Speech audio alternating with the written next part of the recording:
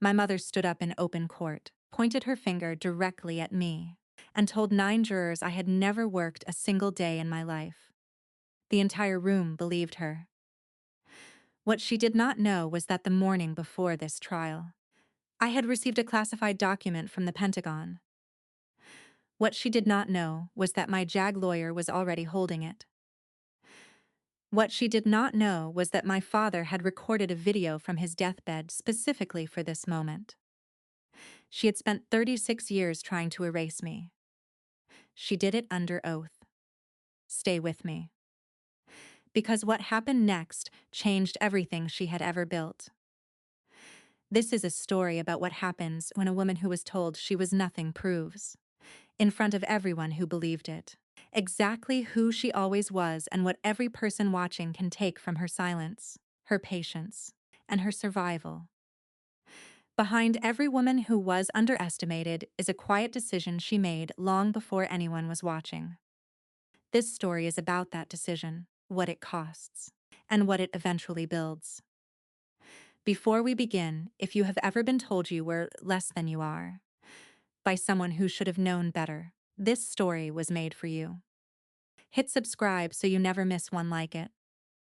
And when it's over, leave a comment telling me the moment that hit closest to home. I read every single one. The courtroom was the kind of quiet that has weight to it. Not peaceful quiet, not respectful quiet. The kind that settles over a room when everyone in it has already made up their mind, and they are simply waiting for the formality to conclude.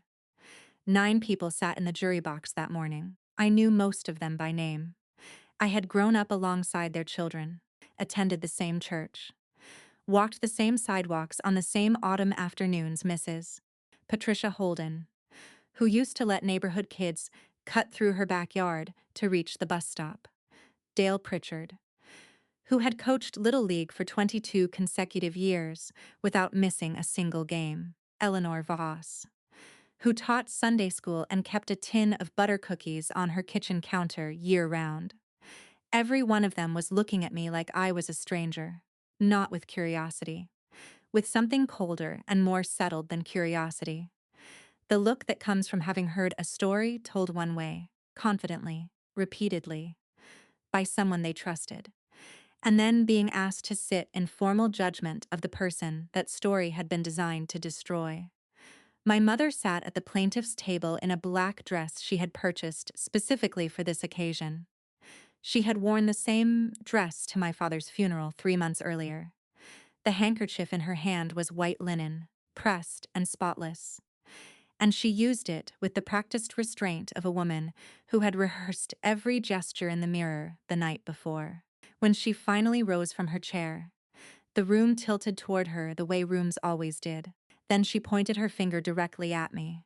She never served a day in her life, my mother said. Her voice carried to every corner of that oak-paneled room without strain. She is a fraud.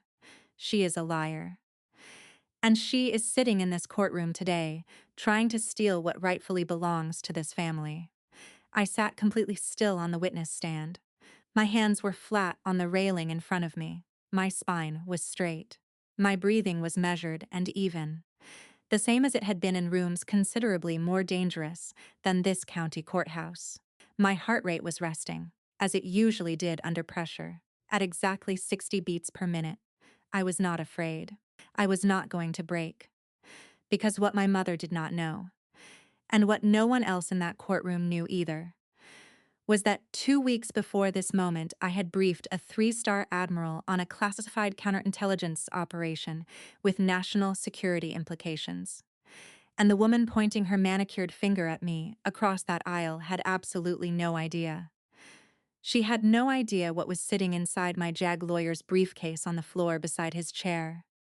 She had no idea how completely and methodically she had constructed her own destruction over the preceding months. All I had to do was wait 14 more minutes. My name is Morgan Callahan. I am 36 years old. I hold the rank of Lieutenant Commander in the United States Navy, assigned to Naval Intelligence. I have worked within a division I am still not at liberty to name publicly. I have authorized operations across 4 countries. I have made decisions. in classified rooms, without credit, without recognition, and without a single public record of any kind, that kept American citizens alive without them ever knowing I existed. None of that will appear on any search engine. That is not an accident. That is a federal mandate. And that empty digital footprint, that deliberate and legally protected absence of any civilian record, was the weapon my mother chose to use against me the day she decided she was going to take everything my father had spent his life building. She hired a private investigator, gave him my name, and told him to dig. He found nothing. She stood in a county courthouse and held up his empty folder in front of 9 people who had known me since childhood, and she told them it proved I was a ghost, a liar, a daughter who had spent 18 years fabricating an entire career in order to steal an inheritance that did not belong to her, what she had never been willing to understand. Across 36 years of looking at me with something ranging from disappointment to contempt, was that you cannot find a shadow by shining a flashlight at it. She had spent my entire life underestimating me. She made the catastrophic mistake of doing it one final time, under oath. This is where the story begins. Not with the gavel coming down or the verdict being read aloud. It begins 36 years earlier, in a house on Birchwood Lane in central Virginia, where the kitchen had white tile floors and a particular silence that gathers around a child who has learned, through long repetition, to stop expecting to be protected. My mother's name is Vivian Callahan, not Viv. She corrected people quietly but firmly when they shortened it. The same way she corrected anything that failed to conform to the precise image she maintained at all times and considerable effort. She was beautiful in the way that requires constant attention. Manicures every Thursday without exception. Hair set every Friday morning at the salon on Main Street. A smile that was warm at the country club and noticeably different in the car on the way home. She was the kind of woman who understood, with the instinctive intelligence of someone who had studied it carefully, exactly how a room full of people worked, and who in it needed what from her in order to reflect back the version of herself she intended to project. My sister Paige is 3 years younger than me, from the moment she could walk. She was everything my mother had imagined a daughter should be, fair-haired and soft-spoken at exactly the right moments. She was photogenic in the effortless way that makes other people feel like they are doing something technically wrong in every photograph. My mother enrolled Paige in regional pageants at age 5 and began arranging the trophies on the living room mantel with the quiet pride of a collector who has acquired exactly what she had always been looking for. I was the other one. I had my father's dark eyes and his tendency toward stillness. I was broad-shouldered for my age and considerably more interested in understanding how things worked than in how they appeared. My mother found this inconvenient on multiple levels. A watchful, quiet, mechanical girl does not photograph beautifully for Christmas cards. A daughter who preferred rebuilding bicycle chains over wearing sundresses to garden parties did not fit the aesthetic she had spent years constructing. So I became the thing that did not fit. In my mother's house, things that do not fit get pushed to the back of the shelf, and they stay there until they either conform or disappear. My father, Thomas Callahan, was a certified public accountant who had built a quiet and solid life through 4 decades of careful, honest, methodical work. He was the kind of man who remembered every birthday with a handwritten card rather than a purchased one. He kept his word when keeping it cost him something. He had a way of pressing a folded bill into your hand before you knew you needed it, with a small nod that said nothing more needed to be said about it. He was also, for most of my childhood, almost entirely powerless to change what was happening inside his own house. Not because he failed to see it. He saw it with perfect clarity. But by the time I was 13, a chronic lung disease had begun stealing his breath in slow, quiet increments. And by the time I was 15, he spent most of his evenings in a leather recliner with an oxygen tube looped behind his ears and a paperback open in his lap that he rarely made progress in. Standing up to my mother meant enduring screaming matches while fighting simply to breathe. He chose a different method of fighting, a quieter one that she would never see coming. I found out much later that he had opened a savings account in my name at a credit union located 2 towns away, somewhere my mother would never think to look. He deposited whatever he could reasonably move each month. $25 some months, $50 when there was extra, $60 during the overtime seasons. The receipts were hidden inside an old tax binder on the bottom shelf of his home office that my mother had never opened and never would, because the only thing less interesting to her than tax documents was anything connected to my father's professional life. He could not fight for me out loud, so he fought for me in the dark, with the patience of a man who understood that some things take a long time to pay off. I absorbed the worst of what that house offered in order to keep the atmosphere calm enough for him to breathe. Neither of us ever spoke about this arrangement directly. We did not need to. We both understood it the way you understand certain things that are too true and too fragile to survive being said. I want to stop here for a moment and speak to something directly. I know that some of you watching this will recognize what I am describing, not as a story someone else is telling, but as something you lived inside for years, possibly decades. And I want you to know that what happened in that house has a name. Psychologists call it a narcissistic family system. In this dynamic, a parent struggling with deep, unresolved insecurity designates one child as the reflection of everything they wish to project, and another child as the container for everything they wish to deny. The first child, the one who is selected, learns that love is conditional on performance. The second child, the one who is designated as the problem, learns that no performance will ever be sufficient. Neither child chose their role. Neither child deserved it. The child who is designated as the problem is not chosen because she is actually deficient. She is chosen because she cannot be fully controlled, because she sees too clearly, because some part of her refuses to disappear when the room requires it. That refusal, which cost me everything inside that house, turned out to be the exact thing that made me survivable outside of it. I found a Navy recruitment brochure at the public library on a Tuesday afternoon in October of my junior year, tucked between 2 other pamphlets in a display rack near the front entrance. I slipped it into the bottom of my school bag without letting myself think too carefully about what I was doing. For 3 weeks, I kept it hidden under the fabric lining. Paige found it on a Saturday afternoon when I was mowing the lawn next door. To this day, I cannot say with certainty whether she was looking for it or found it by accident. What I know is that she carried it downstairs at dinner and placed it flat on the table in front of my mother with the quiet, unhurried satisfaction of someone delivering a particularly valuable piece of intelligence. My mother looked at it without touching it. Then she excused herself from the table. The following morning, she returned from the hardware store with a padlock for the pantry door. The punishment was not dramatic. There was no confrontation, no screaming match. She simply locked the food and went about her day as though nothing had changed. For 4 days, I ate crackers from a sleeve I had stored under my mattress. Through the bedroom wall each evening, I listened to the 2 of them ordering takeout, laughing at the television, doing the ordinary domestic things that families are supposed to do together. The smell of food drifted under my door. I lay on my bed and stared at the water stain on the ceiling and repeated the recruiter's phone number to myself until I had it permanently memorized. On the 3rd night, Paige opened my bedroom door without knocking. She was holding a breadstick between 2 fingers. She held it over the carpet.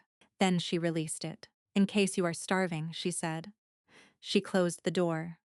I looked at the breadstick lying on the carpet for a long moment. I did not pick it up. I did not cry. I added it silently to a list I had been keeping in my head for years.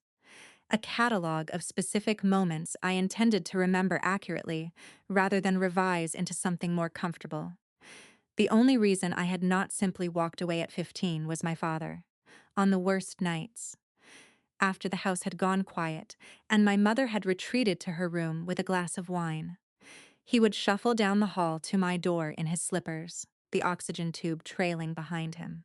He would press a folded bill and sometimes a granola bar into my palm without making eye contact, deeply ashamed of his own inability to do more. "Just keep your head down until graduation," he would say, coughing into his fist until his face went deep red and he had to brace himself against the doorframe. I held his hand on those nights and felt how thin his wrist had become. I understood that I was his reason for staying calm, just as he was mine for staying at all. I signed my enlistment papers at 10 minutes past 10 on a Wednesday morning, at a recruiting office 3 towns away. Reached by bus with money my father had quietly given me the week before. I signed alone. I told no one. Then I rode the bus back and went to school and sat through 6 consecutive hours of class without speaking to a single person about what I had done. I had 60 more days to get through at home. I spent them nodding at the dinner table while my mother explained to her bridge club friends why Paige was the one with a future. The morning I left for basic training began at 5:45. I stood in the driveway with my canvas duffel bag, the strap already cutting into my palm. The street was silent and gray in the October pre-dawn. My mother appeared in the front doorway in her silk robe with her coffee mug in both hands. And she looked at me the way she had looked at me for 16 years. "You are going to fail," she said. "You are going to wash out and humiliate yourself in front of strangers. And when you come crawling back to this house, the door will be locked. Because I am finished cleaning up your messes." My father's bedroom light was on upstairs. He did not come to the window. He did not come downstairs. I understood exactly why. And I did not hold it against him then, and I do not hold it against him now. I turned my back to the house, tightened my grip on the strap, and walked 3 miles to the Greyhound station in the dark. My jaw ached from holding it still for 16 blocks. I cried once on the bus, face pressed against the cold window, watching the town reduce itself to a smear of light in the exhaust behind us, just once. Then I sat up straight and did not look at the window again. Boot camp did not break me. It tried, it was engineered to. The schedule was designed to locate the outer boundary of what a person could endure, and then push methodically past that point before anyone had time to adjust. The screaming was constant and calibrated. The sleep deprivation was precise. Every physical and psychological demand was structured to reveal whatever weakness a recruit had been carrying and bring it to the surface as quickly as possible. What I understood within the first week was this: the rules here were the same every single day, at my mother's dinner table. The rules shifted by the hour according to her mood and whatever social pressures she was managing. A behavior that earned praise on Monday could earn punishment on Thursday with no explanation offered. Here, the consequences were proportional and they were consistent. When you worked hard, you were recognized for the work. When you failed, you were corrected with the purpose of improving, rather than the purpose of humiliation. For the first time in my life, I was not operating inside a system designed to make me feel defective. I was raw material being built deliberately into something with a specific purpose. The moment that cracked something open in me arrived during a 12-mile rucksack march in February rain. The water was freezing, and the sky was still dark, and my legs gave out at mile 9 on a wet gravel stretch. I went down hard, pack pinning me to the ground, vision blurring at the edges. I could hear the instructor's whistle somewhere behind me, before he could close the distance. 2 hands grabbed the webbing at the back of my harness and hauled me to my feet. Her name was Casey Brennan. She was from Columbus, Ohio. She had moved through 4 different foster homes before the age of 12. She had not spoken more than 20 words to me in the 2 weeks since we had arrived at the same station. She did not know my middle name or where I had grown up or why I had enlisted. None of that mattered. She looked at me and said 4 words: "Move your legs." Together, she stayed beside me for the final 3 miles without being asked and without making any calculation about what it would cost her. When I stumbled at mile 11, she caught me with a grip I felt in my shoulder for 3 days afterward. When my pack shifted and started pulling me sideways, she adjusted it without breaking stride. We crossed the finish line side by side, boots soaked through, hands raw, and neither of us let go of the other's arm until we were both standing upright on the other side. That night, sitting on the barracks floor with our backs against our bunks, Casey told me about the third foster home. The woman who locked the refrigerator each night with a combination padlock. The shoes Casey wore until the soles detached at the toe. The foster brother who received new clothes every September, while she wore the same 3 outfits in rotation for the full year. I told her about the breadstick on the carpet. She was quiet for a long moment. The way she was quiet when she was thinking, rather than when she had nothing to say. Then she said something I have been carrying for 18 years. I decided when I was 12 that the family I was born into was just the first chapter. I get to write the rest of the book myself. I want to pause here, because I think many of you watching this know something about what I have been describing. Not necessarily the boot camp, not necessarily even the pantry lock, but the specific and persistent weight of being told, in 100 different ways across many years, that the people who are supposed to love you first are the only people whose love counts. That if the family you came from did not quite manage it, perhaps that says something permanent and defining about your fundamental worth. It says nothing of the sort. A stranger from Columbus, Ohio, who grabbed a harness she had no obligation to grab and stayed beside a person she barely knew for 3 miles in freezing rain, showed me more about what love looks like in practice than 18 years inside that house on Birchwood Lane ever did. You are allowed to choose the people who count. You are allowed to let the people who show up be your family. You are allowed to close the first chapter and begin writing the next one. In my 6th year of service, I was recruited into a division of naval intelligence. Following a classified screening process, I was not permitted to discuss with anyone outside of it. My civilians and records were sealed under federal mandate from that point forward. My digital footprint, which had never been substantial to begin with, effectively ceased to exist. For the next 12 years, I protected people who would never know my name. And every December that did not require deployment, I drove back to Birchwood Lane, not because I wanted the house, and not because the dinners were comfortable, and not because my mother had changed, because my father's hand was weaker every time I held it, and I was running out of chances. The Red Cross notification reached my duty station at 2:17 in the morning. Cardiac arrest. His leather recliner, the oxygen machine still running beside him. A mug of cold coffee on the side table and the television on with the sound low. My father was gone before the paramedics reached the front door. I was in the middle of a classified maritime operation. Emergency leave was denied. I sat in the communications room and read the notification 4 times before the individual words assembled themselves into something with coherent meaning. That night I called his voicemail. Not to leave a message, just to hear him. "You have reached Tom Callahan," he said in the recording. "Leave your name and number, and I will call you right back." 11 words. I played them 11 times in a row, each time listening for something underneath the words. A breath, a chair creaking. The particular quality of the silence in that house on a weeknight. Then I locked the phone in my desk drawer and went back to my post. A sailor on watch does not leave the bridge because the sea turns rough. But later, standing alone on the observation deck with black water in every direction and no horizon visible anywhere, I pressed my forehead against the cold metal railing and let my shoulders shake for exactly 1 minute and 47 seconds. Then I straightened up, wiped my face with my sleeve, went below to finish my shift. Nobody saw it happen. Nobody needed to. Back home, my mother transformed the funeral into a performance she had clearly been preparing for. The black dress. The white roses spelling out beloved husband and father. The pastor's shoulder at exactly the right moment. A photograph in the local paper.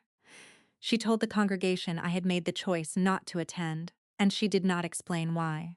And nobody thought to ask. She accepted condolences with the practiced grace of a woman receiving something she had always felt she deserved. 2 weeks after the funeral, the estate attorney called. His name was Harold Bishop. My mother had never heard of him. He had known my father from their early careers, and my father had driven himself to Bishop's office in a city 40 miles from home, alone, 8 months before his death, and spent 3 hours restructuring everything quietly and with precise intention. The house, the retirement accounts he had grown carefully for 2 decades, while my mother assumed he was too ill to be thinking straight about finances. The investment portfolio. All of it moved into an irrevocable trust, with conditions that had been designed with surgical specificity. Each daughter would receive an equal share of the estate, but to claim her portion, each daughter had to provide documented proof of continuous lawful employment for the prior 10 years. Paige had not held any position for longer than 4 months at a stretch in her entire adult life. She had been financially dependent on my mother, and by extension on my father's carefully managed income, for years. And my mother had enabled that dependence because it kept Paige close and kept Paige compliant. My mother had planned to funnel everything to Paige the moment the will was unsealed. That single condition made it impossible. When Harold Bishop finished reading the clause aloud over the conference call, I heard my mother's fist strike the mahogany desk through the phone speaker. It came through the line like a small detonation, then Paige's small, helpless sound, then silence. My father had known exactly what Vivian would do the moment his heart stopped. He had known it with the certainty of a man who had watched the same patterns operate for 40 years. And he had planned his countermove from a leather recliner with a tube behind his ears. With the same methodical precision he had applied to 4 decades of other people's financial lives. He had taken care of it. But my mother was not finished. Within the week, she had hired a private investigator named Gil Harper. His assignment was singular. Find proof that Morgan Callahan had never held legitimate employment. Build a case sufficient to invalidate her claim. Hand everything to Paige. He spent 6 weeks searching. He found nothing on me. But he found something else entirely. Something he had not been hired to find, and was not prepared to ignore. 11 days before the trial date. I was sitting across from Commander Daniel Holt in his office when his assistant knocked on the open door. There was a man in the lobby. No appointment. He had asked specifically for the attorney representing Morgan Callahan. Commander Holt had argued cases before military tribunals for 14 years. He still pressed his shirts with the kind of precision that suggested old habit. He looked at me briefly when his assistant said the name, and something shifted in his expression. Gil Harper walked in, sat down in the chair across from the desk, and placed a manila folder on the surface between us. He said he could no longer participate in what he had been paid to do. Not because he had found what Vivian wanted. My records were sealed precisely as mandated. Completely invisible to every civilian database and public search tool available to him. But in the process of pulling every available thread connected to the Callahan family name, he had found something he had not gone looking for and could not, in good conscience, ignore. For more than 20 years, Vivian Callahan had been intercepting my mail, cards, letters, forwarding notices from the P.O. box system, including a letter my father had written to me by hand 8 years earlier, the week he received his initial diagnosis. He had written it and addressed it and mailed it himself from the post office near his cardiologist's office. It had been addressed to the same P.O. box he had used for the secret savings account. It had arrived at the Birchwood Lane house and had been opened and read and then filed away, never forwarded on, never returned, never destroyed. Gil Harper had found the envelope in Vivian's personal filing cabinet during a visit to the house. He had photographed it before he left. He placed the photograph on Commander Holt's desk without a word. My father's handwriting on the front of the envelope, the flap torn carefully and resealed. My name written in the hand I had grown up reading on birthday cards. I looked at that photograph for a long moment without speaking. If you have ever received news that recontextualizes years of your life in a single instant, you know what that moment felt like. Every card I had not received. Every letter I had assumed had not been written. Every silence I had interpreted as indifference, and which had been something else entirely. Gil Harper looked across the desk at me and said that he had been in this business for 22 years. He said he understood the difference between a grieving widow protecting her family's assets and something that looked considerably more deliberate than that. And he said he was not willing to be part of what he had been hired to do. Then he stood up, shook Commander Holt's hand, and left. Commander Holt studied the photograph for a long time after he was gone. Then he looked at me. "Does this change the strategy?" I asked. He shook his head once. "No," he said. "It confirms it. We let her walk into that courtroom, believing she has already won. We let her put everything on the official record under oath. Then we present the truth at the moment of maximum impact, and we make absolutely certain she cannot recover from it." I understood exactly what he meant. Patience under pressure is not weakness. It is the most disciplined form of strategy available. You do not reveal your position before the moment when revelation causes the most irreversible damage. We had 14 days to wait. I used them to make sure every piece was precisely in place. The trial opened on a Tuesday morning in October. 18 years, almost to the exact date. From the morning I had walked away from that driveway with a canvas bag and a jaw I had to work to keep still for 16 city blocks. My mother arrived by car, the same black dress as the funeral, the handkerchief already in her right hand. She sat at the plaintiff's table with Raymond Thatcher, the most expensive civil litigator the county offered, and she arranged herself with the practiced ease of a woman who had always known how to command a room's attention. Commander Holt and I sat across the aisle. His briefcase was on the floor beside his left foot. Inside it was a sealed white envelope with a solid red stripe down the left edge. He had told me the night before to let the opposing side go first and empty themselves completely.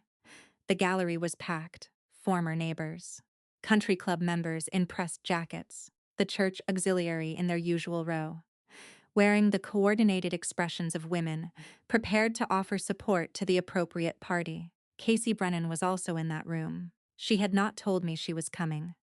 She had driven 7 hours from Columbus, taken a personal day from her position as a fire department lieutenant, and sat quietly in the last row in a plain navy blazer. I did not see her until the morning recess. When our eyes met across the room, she gave me one slow nod. I had to look deliberately away before something cracked open in my face. Raymond Thatcher opened the plaintiff's case with the theatrical confidence of a man who had done this many times in this same room. He paced and gestured and held the empty investigator's folder aloft like a prize exhibit. No civilian records. No tax history. No trace of employment anywhere on any searchable system. A woman who had fabricated an entire military career in order to drain a dead man's estate on behalf of a daughter he had barely known. He played to the jury with practiced ease. Then my mother took the stand. She wept at exactly the right intervals. She described decades of maternal worry over a daughter who had never found stable footing. She spoke of her husband's long illness and the loneliness of carrying that burden and the grief of watching one child drift while the other flourished. She was composed and credible and deeply performative in a way that only became visible if you had been watching the performance your entire life. She had been rehearsing that role for 36 years, and she had never delivered it better. Raymond Thatcher's final witness was supposed to close the case cleanly. Reverend Gerald Miller had known the Callahan family for 15 years. Under Thatcher's questions, he confirmed that yes, Vivian had expressed worry about Morgan repeatedly over the years. Yes. His impression was that Morgan had struggled since leaving home. Yes, the congregation had been aware that things between Vivienne and her older daughter were difficult. Then Commander Holt stood for cross-examination. He asked one question. "Reverend Miller," he said, "in all the years Mrs. Callahan spoke to you about her daughter Morgan, did she ever mention that Morgan was serving in the United States military?" A pause, a long and very public pause. "No," the Reverend said carefully. "She did not." "Did she reference a military career of any kind?" "No, sir. My understanding was that Morgan had left home and not found stable work. So the impression you formed, and which you presumably shared with members of your congregation over the years, was based entirely on what Mrs. Callahan chose to communicate to you. Reverend Miller looked at the table in front of him. I suppose. He said, yes. That is accurate. Commander Holt thanked and sat down.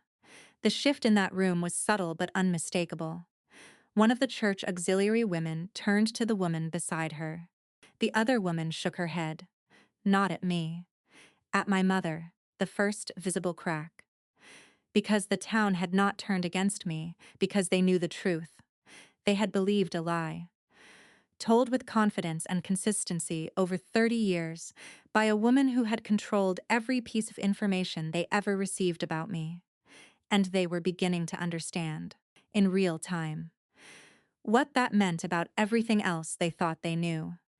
That same afternoon I took the witness stand. Raymond Thatcher came at me with everything he had remaining. He paced and pointed and escalated his voice, and he called me a fabricator, a fraud, a daughter willing to dishonor a dead man's memory for financial advantage.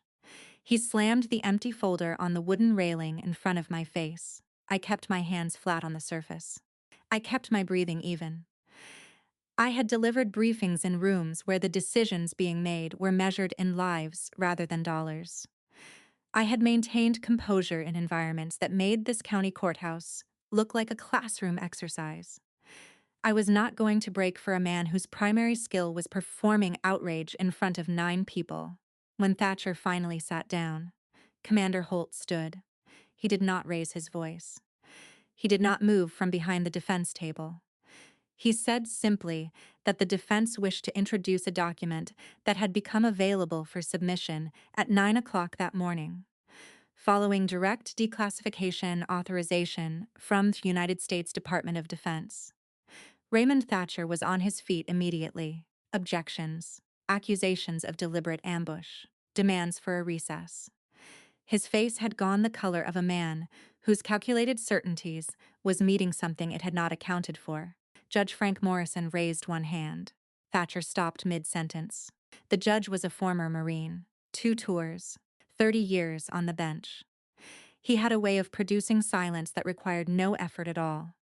Counselor Holt, he said, approach. Commander Holt walked to the bench the way I imagine he walked to every proceeding he had ever appeared in. He opened the briefcase. The latches clicked twice, with a sound that carried clearly in the silence. He removed the envelope, white, sealed with tamper-evident tape. A solid red stripe running the full length of the left edge.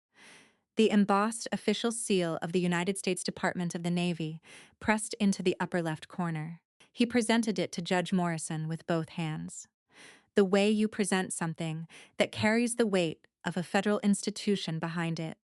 The room went silent, completely and absolutely silent. I watched my mother from the witness stand. I watched the specific moment she registered that something had entered the room that she did not understand and had no mechanism to control. The handkerchief slid from her lap to the floor. She did not look down at it. She did not reach for it. Judge Morrison broke the tamper seal with the careful deliberateness of a man who understood exactly what he was holding. He read the document. Then he read it a second time. Then he set it on the desk in front of him, removed his reading glasses, and took a long, controlled breath that was audible in every corner of the room. When he looked up, he looked at me. And the expression on his face was something I had never seen directed at me in this town. It was recognition. It was respect. His voice was quiet, and it carried everywhere. This court confirms. He said that the defendant, Morgan Callahan, holds the active duty rank of lieutenant commander in the United States Navy, assigned to naval intelligence. She has served continuously and with distinction for 18 years. The complete absence of civilian records is the direct result of a federal security mandate protecting her identity and the nature of her work, not fraud. He set the document down with the precise care you give something that deserves it. Raymond Thatcher's file folders slid off the edge of the table. He did not bend down to retrieve them. Sheets of paper spread across the courtroom floor in a slow, wide fan. He stared at me. Everything that had been in his expression when he walked into that room that morning was gone. What replaced it was the particular terror of a man who had spent 4 weeks aggressively a high-ranking federal intelligence officer, based entirely on the word of a woman who had never verified a single fact. I did not give him the satisfaction of any expression at all. Across the aisle, my mother was no longer performing. The mask had left her completely. The posture had collapsed. What remained at the plaintiff's table was a woman hearing the truth declared aloud in front of every person she had spent 30 years working to impress, with no script left and no role left to play. Before Raymond Thatcher could recover enough to speak, Commander Holt addressed the bench again. He said that the defense had one additional submission. A video statement, he said, recorded voluntarily by Thomas William Callahan 7 months before his death, in the presence of Harold Bishop and a witness, Mr. Bishop was present in the gallery at that moment. Mr. Callahan had been of verified sound mind and full legal capacity at the time of recording. He had specified in writing that the recording could be entered as testimony in any legal proceeding challenging the terms of his estate. A monitor had been positioned at the front of the courtroom during the morning recess. I had noticed it when I came back from the break. I had not known until that moment what it was for. The screen came on. My father appeared. He was thinner than the last time I had seen him alive. The oxygen tube was looped behind his ears. He was sitting in a leather chair in Harold Bishop's law office, with afternoon light coming through the window to his left and bookshelves behind him. He looked directly into the camera. He cleared his throat once. "My name is Thomas William Callahan," he said. "I am recording this statement on March 14th of this year. I am making this recording because I know my wife, and I know that when I am gone, she will do what she has always done throughout our marriage. She will rewrite the story in her favor." He paused. The oxygen machine was faintly audible in the background. He breathed. "Morgan," he said. His voice changed on my name. Every person in that courtroom heard it change. "If you are watching this, I need you to know something I did not say out loud enough while I was still alive to say it." He looked directly into the lens. "I am proud of you. Not because of your rank or your service record or anything you have accomplished in the Navy, though those things are extraordinary. I am proud of you because of who you chose to become when everything in your childhood was working to make you into something smaller. You did not become what was done to you. That required a kind of strength I am not certain I ever possessed myself." He looked down for a moment. His hands in his lap were still. "I was not brave enough to protect you the way you deserve to be protected. I chose to keep the peace when I should have chosen to fight. I will go to my grave knowing that decision cost you things I cannot give back. What I can do, what I have done, is make certain that what I built in this life is divided fairly and honestly between my daughters, according to what they have each actually earned." He leaned slightly forward toward the camera. "Vivian," he said, "if you are watching this as well, I loved you. I know that may be difficult to hear in this context. I know something happened to you long before you became the person you became, and I know that matters. But what you did to our daughter was wrong. It was wrong for 30 years, and I did not stop it. And I am stopping it now in the only way still available to me. I am not going to let it stand." He sat back. "I took care of it," he said quietly. "Morgan, do not let them break you. You were never what they said you were. You were always exactly what I knew you to be." The recording ended. The courtroom was completely silent for 8 full seconds. Then from somewhere in the jury box came a sound. One of the women who had attended the same church as my mother for 20 years, who had sat in that same congregation and heard the same careful narrative about her difficult eldest daughter, was quietly and entirely crying. My mother sat frozen at the plaintiff's table. The performance was simply gone, not faded, not reconstructed, gone. What remained was a woman hearing her husband speak the truth about her, from the grave, on a screen, in front of every single person whose opinion had ever mattered to her. There was nothing left to manage. I was on the witness stand, and I felt something break open behind my chest that had been sealed and latched for a very long time. I pressed my lips together. Then I let 2 tears fall. I did not reach up to wipe them away. Because my father had just told me, in front of everyone who had believed the worst about me, that he loved me, that he saw me, that he had always seen me. And I was not going to armor over that moment. I was not going to perform composure over the first truly witnessed moment I had ever been given in my own hometown. I let it land. The case was dismissed with prejudice. My mother was ordered to pay $26,400 in legal fees and court costs. The trust was confirmed in full. As I walked toward the exit, Paige intercepted me in the gallery aisle. Her mascara had run and her hands were not steady. She reached into her coat pocket and pressed a folded piece of paper into my hand. Her grip was tight for just a moment before she released it. "Mom does not know I have this," she said. "I found it in her filing cabinet 2 months ago." When I understood what it was, I understood some other things as well. She looked at me directly. It was perhaps the first time in my memory that she had looked at me without calculating what she needed from the interaction. "I am sorry, Morgan," she said. "I know it does not repair anything, but I am sorry." She stepped back. She did not follow me through the doors. I did not open the letter until I was alone in my rental car in the courthouse parking lot, watching October leaves move in slow circles through the windshield.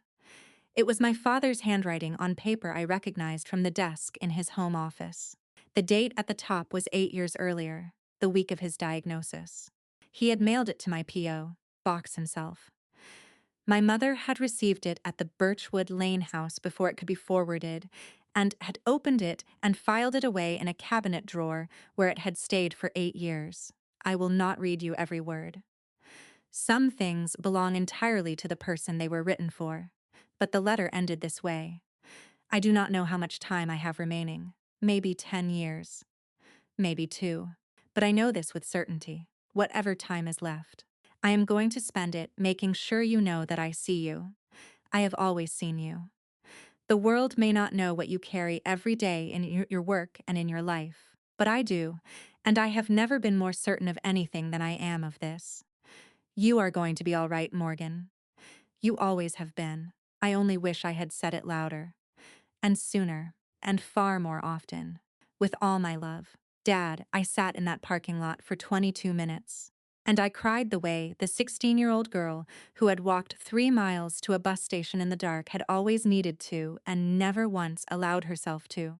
I let all of it come without managing any of it.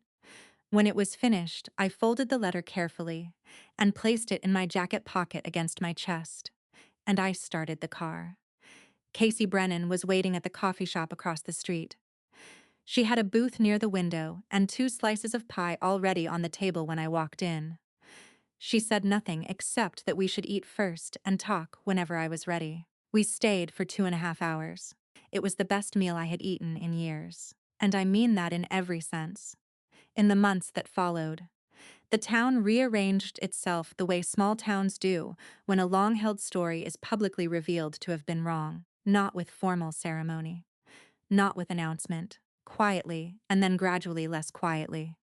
The Reverend sent a handwritten note acknowledging that he had allowed himself to carry someone else's narrative as though it were fact, and that he was ashamed of it. The hardware store owner called and left a voicemail. He apologized and said coffee was on him the next time I was in town.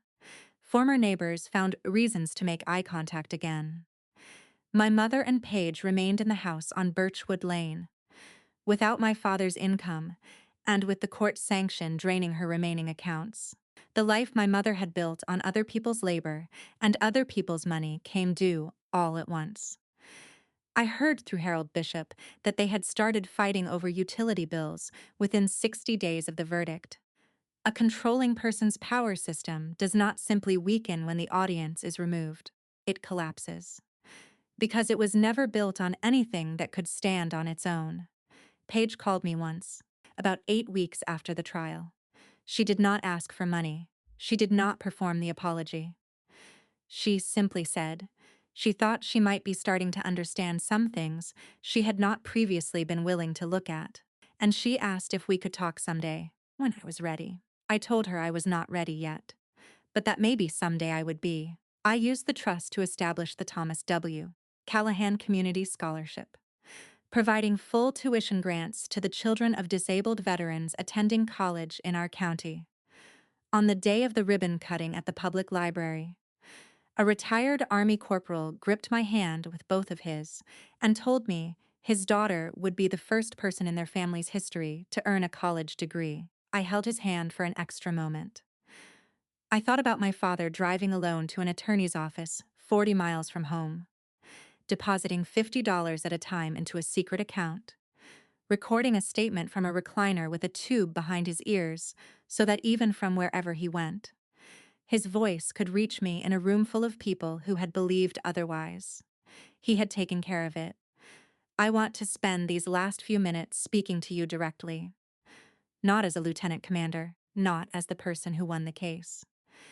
As someone who spent the first 18 years of her life being told she was not enough, and the next 18s slowly and at genuine cost learning that the verdict of someone who does not respect you is not a verdict about your worth. It is a verdict about their limitations. If you have been watching this and something in it is familiar, I want to offer you 5 things I now know to be true. The first is this: you are not responsible for managing the consequences of someone else's cruelty. Absorbing harm to protect someone you love is an act of love. And there is nothing wrong with that love. But there is a point at which absorbing it stops being love and becomes self-erasure. And self-erasure is not a virtue. It is a slow emergency that disguises itself as loyalty. The second is this: what people tell you about yourself is data. It is not truth. My mother told me I was a failure for 30 years. The Navy told me I was a lieutenant commander. Both of those statements came from people with opinions. Only one of them came from 18 years of consistent evidence. The loudest voice in the room is not always the most accurate one. Learn to ask what someone gains if you believe you are less. The third is this: cycles of harm do not have to continue through you. On my better days, I feel something adjacent to compassion for whatever made my mother into who she became. Understanding the origin of a wound does not obligate you to keep receiving it. The cycle stops when someone decides it stops. That decision is one of the most genuinely courageous things a person can make, because it means standing in the middle of a pattern set before you were born and saying, "Not through me, not one generation further." I made that decision at 16 with a breadstick on my carpet and a sleeve of crackers under my mattress. Some of you made it at 44, at 58, at 37 in a parking lot after a phone call that clarified something you had been carefully not looking at for years. There is no wrong time to make it. The fourth is this: your worth is not determined by the people who failed to recognize it. My father saw me. He could not always say so in the ways I needed. But he drove 40 miles alone to an attorney's office, and he deposited $50 a month into a secret account, and he recorded a video from a recliner with an oxygen tube behind his ears, so that even from beyond his own death, his voice could reach me in a room full of people who had believed the worst. He saw me. He always saw me. If you have someone in your life who sees you quietly and consistently, even when they cannot always say it, tell them you know. We spend so much effort seeking recognition from people who are not looking that we sometimes forget to honor the ones who always were. And the fifth, which is the simplest and the hardest: you are allowed to leave. You are allowed to walk away from a family system that diminishes you, from a relationship where your dignity is something that has to be negotiated rather than assumed, from a dynamic where love arrives with conditions attached and in silence is a form of punishment. Blood relation does not create an unlimited claim on your self-respect. You are not obligated to spend your life earning a place in it by making yourself acceptable to people who have already decided. You are allowed to build something new. You are allowed to become, at 36 or 52 or 68, whoever you actually are, fully, without apology and without waiting for permission from anyone who was never going to give it. I walked away from a driveway on Birchwood Lane at 5:45 in the morning with one canvas bag, my father's secret savings, and 18 years of my life still in front of me. I did not know yet who I was going to become. I knew I was going to find out. I did find out. My father loved me. He told me so on a screen in a courtroom full of people who had believed otherwise. He told me so in a letter held in a parking lot on an October afternoon. 22 years overdue. My name is Morgan Callahan. I am a lieutenant commander in the United States Navy, and for the first time in my life, I am not carrying any of it alone. If this story found you at the right moment, leave a comment and tell me which part of it stayed with you. If there is someone in your life who needs to hear today that they are not what someone told them they were, please share this with them now. If you are in a situation involving coercive control or emotional abuse within your family, and you are not sure where to begin, please contact the National Domestic Violence Hotline at 1-800-799-7233 or visit thehotline.org. Help is real. It is available. You deserve it. Subscribe for more stories about people who chose themselves and built something worth keeping. I will see you in the next one. This story is a work of narrative fiction inspired by real emotional experiences. All names, locations, and events are fictionalized. This content is intended for storytelling and reflection, not legal or psychological advice.